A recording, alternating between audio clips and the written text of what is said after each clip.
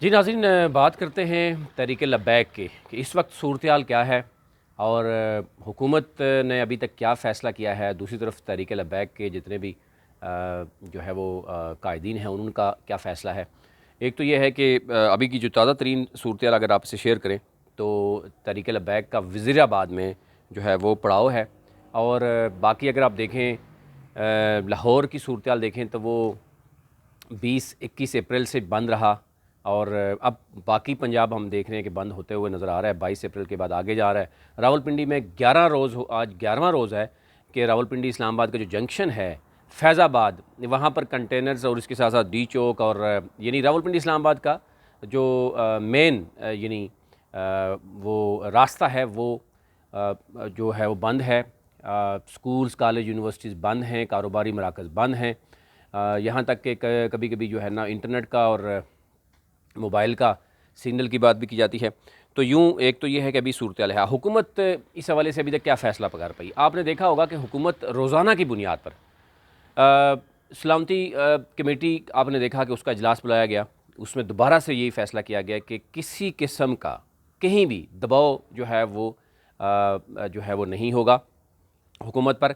और रेंजर को पहले ही आपने देखा होगा कि पंजाब में 2 माह के लिए तलब कर लिया गया है। रेंजर को गोली मारने के जो है वो कहा जा रहा है कि उनको इख्तियारात दे दिए गए हैं अगर कोई इस तरह का सरप्राइज़ होता है। और दूसरी तरफ अगर हम देखें तो जो तहरीक लब्बैक के कारकुनान हैं वो भी चार्ज हैं, वो भी वहाँ पे मौजूद हैं। इसके साथ साथ पाकिस्तान टेली कम्युनिकेशन अथॉरिटी की तरफ से अभी तक कहा जा रहा है कि 50 से ज़ायद लोगों को आइडेंटिफाई करके FIA ने उठाया है कि वो तहरीक लब्बैक की जो जुलूस है उसकी कवरेज कर रहे थे। इसी तरह जो है वो सोशल मीडिया के साथ साथ इलेक्ट्रॉनिक मीडिया, जैसे आप जानते हैं पैमरा ने नोटिस लिया है। बोल्ड टेलीविज़न को उसकी नशियात बंद कर दी गई हैं। तमाम जो इलेक्ट्रॉनिक मीडिया है, प्रिंट मीडिया है, उसको अहकामात जारी किए गए हैं कि वो बिल्कुल जो है वो कवरेज नहीं देगा। सोशल मीडिया पे भी अगर पाबंदी है और लेकिन फिर भी हम देख रहे हैं कि कुछ ना कुछ सोशल मीडिया पर जो है वो शायद उस तरीके से रोका नहीं जा पा रहा, जिसकी वजह से जो वहाँ पर जो रिपोर्टर्स मौजूद हैं या जो तहरीक लब्बैक के अपने लोग हैं वो अभी तक ख़बरें या न्यूज़ जो है वो बाहर पहुँच रही है सोशल मीडिया के ज़रिए। एक तो ये देखना होगा कि हुकूमत ने अब जो 3 बड़े फ़ैसले किए। एक तो ये है सबसे पहला कि वो तहरीक लब्बैक के जो इस वक्त के सरबराह हैं हाफ़िज़ साद रिज़वी, उनको वो रिहाई नहीं देंगे फ़िलहाल। दूसरा ये है कि अदालतों में केसेस हैं, अदालतों के जितने भी केसेस हैं वो हुकूमत कुछ भी नहीं कर सकती। तीसरा यह है कि तहरीक लब्बैक अगर वापस चली जाती है, अगर वो धरना ख़त्म करते हैं, ये जुलूस जो रावलपिंडी की तरफ, इस्लामाबाद की तरफ आ रहा है वो ख़त्म करते हैं, तो फिर उनके जो जायज़ मतालबात हैं वो जो है वो पूरे किए जाएंगे, अदरवाइज़ नहीं। एक और जो ख़बर आ रही है कि शेख रशीद साहब ने अपने बहुत ही करीबी किसी दोस्त से बात की है कि अगर हुकूमत या वज़ीर-ए-आज़म अगर चाहते हैं तो वो मुझे 3-4 उन्होंने पॉइंट्स रखे हैं कि ये इख्तियारात दें, तो मैं जाकर तहरीक लब्बैक के जो कायदीन हैं उनसे बात करके मैं जो है वो धरना ख़त्म करता हूँ और उनके साथ बाकायदा तौर पर उनकी जो उनके साथ मुज़ाकरात या जो मायदा होता है उस पर इम्प्लीमेंट करना पड़ेगा। शेख रशीद साहब फ़िलहाल हुकूमत से भी थोड़ा नालां हैं। वो ये समझते हैं कि उनको भी इस्तेमाल किया गया।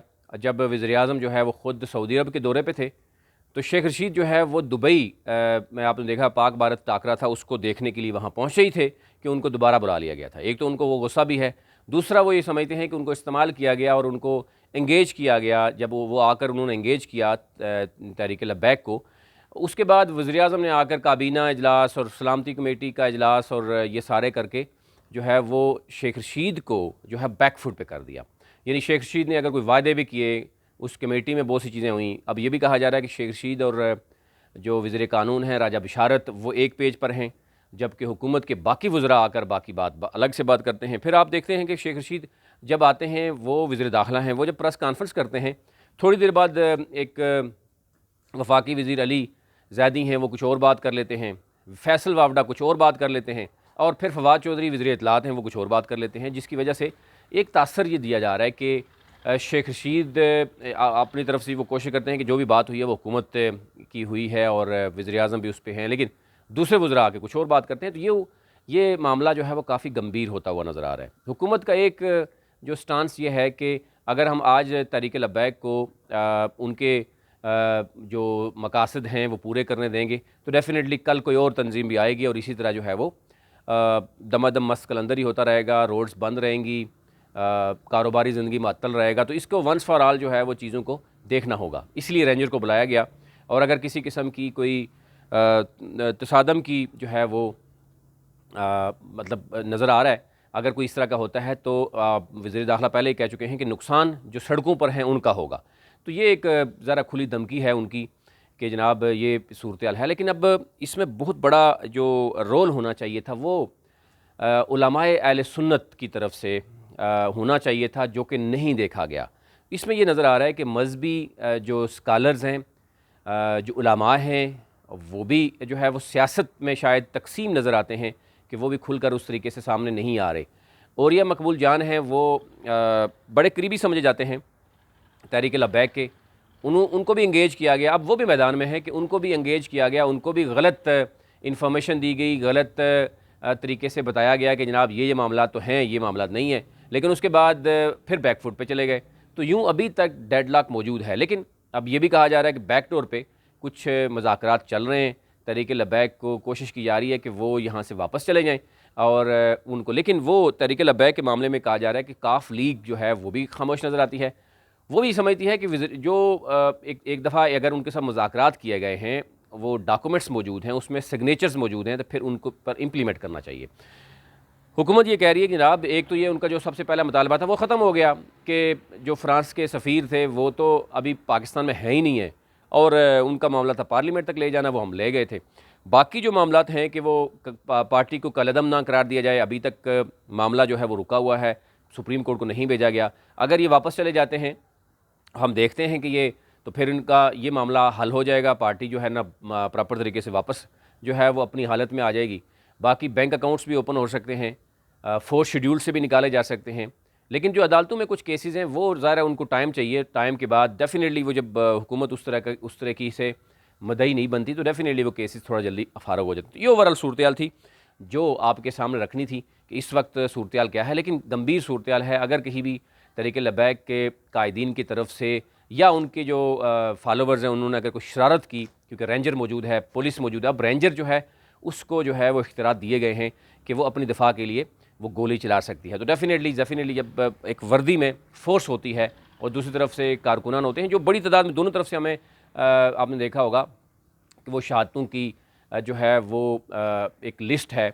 पुलिस के 70 से ज़ायद जो है वो एहलकार ज़ख्मी हैं, इसी तरह शहीद भी हैं, और इसी तरह तहरीक लब्बैक के भी कई कारकुनान जो है वो शहीद हुए हैं और ज़ख्मी हैं। उम्मीद की जा सकती है कि सालिसी का किरदार अगर उलमा किरदार कर अच्छा तरीके से अदा करें तो ये मामला हल हो सकता है। अदरवाइज़ जो है वो सारे अगर सियासत ही करेंगे इस पर तो ज़ाहिर मुल्क का नुकसान मज़ीद होता हुआ बढ़ता हुआ नज़र आएगा। अंदाज़ा कीजिए कि रावलपिंडी इस्लामाबाद में 11वां रोज़ में दाखिल हो चुका है, जहाँ पर कारोबारी ज़िंदगी मअतल है, और अब ये कैपिटल है जहाँ पर यानी तमाम एम्बेसीज़ हैं। जब हम ये मैसेज देते हैं तो फिर डेफिनेटली पाकिस्तान में इन्वेस्टमेंट की जो बातें की जाती हैं या पाकिस्तान में अमन की बात की जाती है, कभी कहा जाता है कि स्टेबिलिटी, तो डेफिनेटली जब ये नहीं होगी तो फिर क्रिकेट मैचेस के लिए भी जो है वो बड़ी जो गवर्नमेंट्स होंगी उनको भी फ़ैसला मुश्किल होगा। तो ये ओवरऑल सूरत-ए-हाल है। अगर इसको उलमा और बाकी कायदीन अगर इस पर सालिसी का किरदार अदा करेंगे तो ये मामला हल हो जाएगा। अदरवाइज़ से ये किसी गलत तरफ जो है वो निकल गया तो डेफिनेटली फिर मज़ीद नुकसान भी उठाना हो सकता है। अभी तक लिए इतना ही, जो भी अपडेट होंगी वो आपके साथ रखते रहेंगे। कैपिटल टीवी को ज़रूर कैपिटल वन टीवी को ज़रूर सब्सक्राइब कीजिए, बेल आइकन पर क्लिक कीजिए ताकि हर नई आने वाली वीडियो आप तक पहुँच सके। बहुत शुक्रिया।